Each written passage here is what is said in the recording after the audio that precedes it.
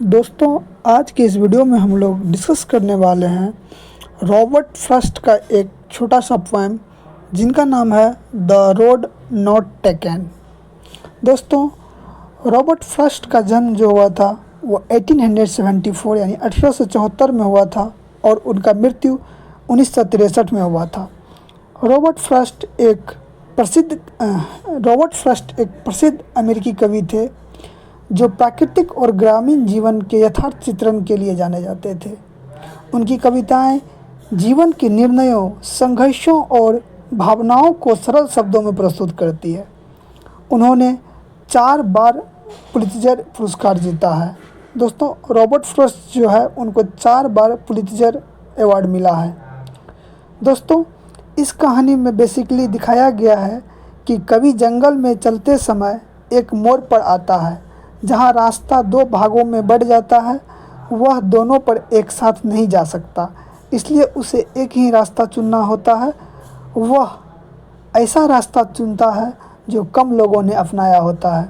बाद में वह कहेगा कि इस चुनाव ने उसके जीवन में बहुत बड़ा बदलाव लाया है। आइए दोस्तों, इस पोएम को पढ़ेंगे और समझने की कोशिश करेंगे किस प्रकार वो दूसरे रास्ते से अपने जीवन में एक बहुत बड़ा बदलाव लाया। तो आइए उनको समझेंगे लाइन बाय लाइन पढ़ के। 2 roads डाइवर्ज्ड in a yellow would.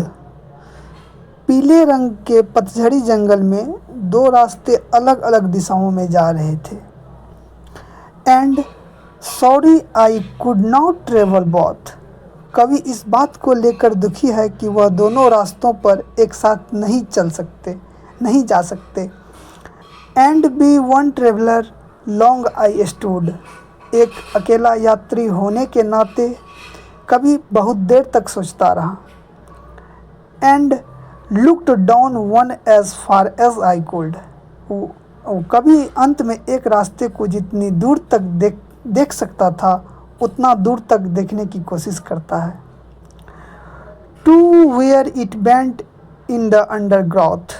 जब तक वह रास्ता झाड़ियों में मुड़ नहीं गया तब तक वह उसे देखता रहा, रास्ते को देख। Then took the other as just as fair. फिर उसने दूसरा रास्ता चुना जो पहले जितना ही सुंदर लग रहा था। And having perhaps the better claim. शायद वह रास्ता ज़्यादा बेहतर लग रहा। Because it was grasserie and wanted wear.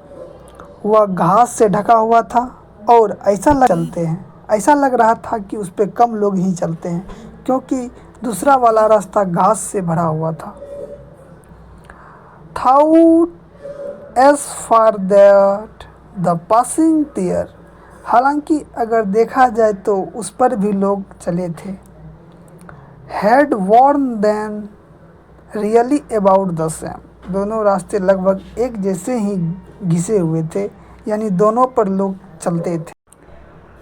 And both that morning equally ले। उस समय दोनों रास्ते पर समान रूप से थे। In leaves no step had trodden black. पत्तियां गिरी थी जिन्हें किसी के कदमों ने अभी तक नहीं कुचला था। Oh I kept the first for another day.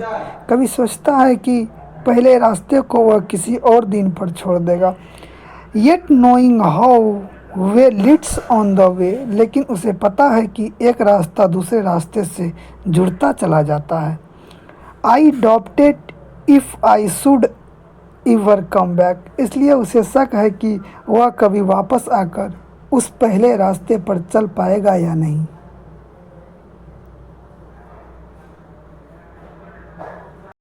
I shall be telling this with a sigh. कभी सोचता है कि वह भविष्य में इस बात को एक आह के साथ याद करेगा। Somewhere ages and ages hence. किसी दूर भविष्य में। 2 roads diverged in a wood and I. वह कहेगा कि एक जंगल में 2 रास्ते थे और मैंने किसी एक पे I took the one less travelled by. कम लोगों द्वारा चुना गया रास्ता चुना। And that has made all the differences. और यही चुनाव मेरे जीवन में सबसे बड़ा अंतर ले आया। दोस्तों, इस कविता का मूल संदेश यह है कि यह कविता हमें सिखाती है कि ज़िंदगी में हर मोड़ पर हमें कुछ न कुछ चुनना होता है और हमारे द्वारा किया गया चुनाव ही हमारे भविष्य को तय करता है। दोस्तों, इसी के साथ ये पोएम समाप्त होता है। आशा करता हूँ कि पोएम समझ में आया होगा। मिलेंगे किसी नई वीडियो में किसी नए टॉपिक के साथ, तब तक के लिए बाय।